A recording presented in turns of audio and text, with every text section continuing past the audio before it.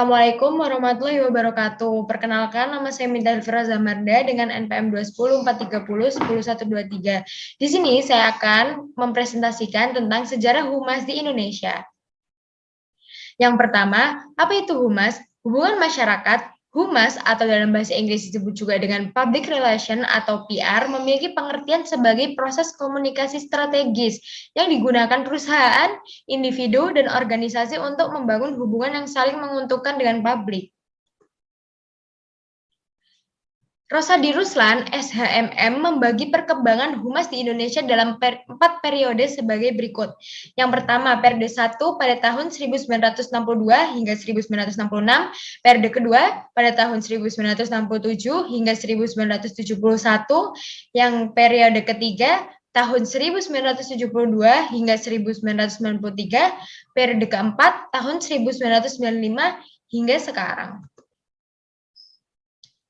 Pada periode pertama ini, secara resmi pembentukan humas di Indonesia lahir melalui Presidium Kabinet Perdana Menteri Juanda yang menginstruksikan agar setiap instansi pemerintah harus membentuk bagian atau divisi humas. Tugas kehumasan dinas pemerintah meliputi 2 tugas, yaitu yang pertama tugas strategis.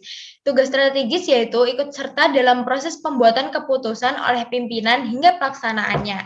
Yang kedua ada tugas taktis. Tugas taktis adalah memberikan informasi, motivasi, pelaksanaan komunikasi, timbal balik 2 arah, agar tercipta atas lembaga atau institusi yang diwakilinya.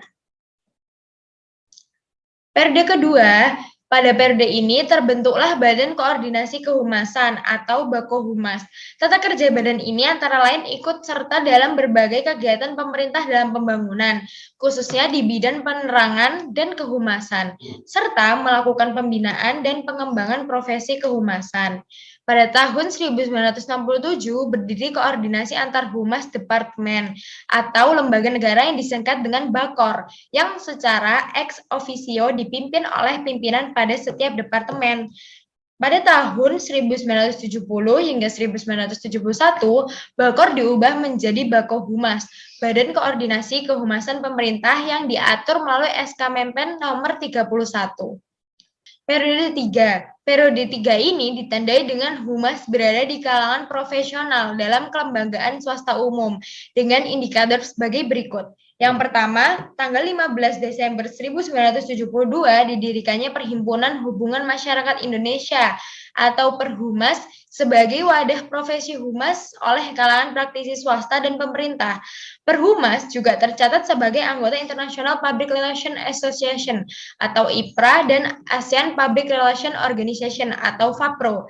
Yang kedua, pada Konvensi Nasional Humas di Bandung akhir tahun 1993, lahirlah Kode Etik Kehumasan Indonesia atau KEKI.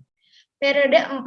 Pada periode ini, humas berkembang di kalangan swasta bidang profesional khusus, spesialis humas di industri pelayanan jasa.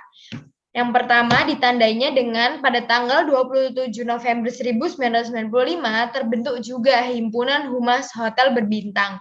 Himpunan ini sebagai wadah humas dalam jasa perhotelan, memiliki hubungan erat dengan organisasi PHRI, Perhimpunan Hotel dan Restoran di Indonesia.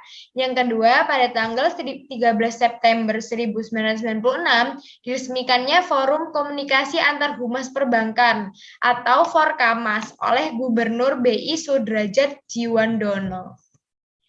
Yang ketiga, keluarnya SK Bapepam nomor 63 pada tahun 1996 tentang wajibnya pihak emiten atau perusahaan yang go public di Pasar Bursa Efek Jakarta, BEJ, dan Bursa Efek Surabaya memiliki lembaga corporate secretary. Dan yang keempat, berdirinya PRSI, Public Relations Society of Indonesia pada tanggal 11 November 2003 di Jakarta. Sekian dari saya, terima kasih.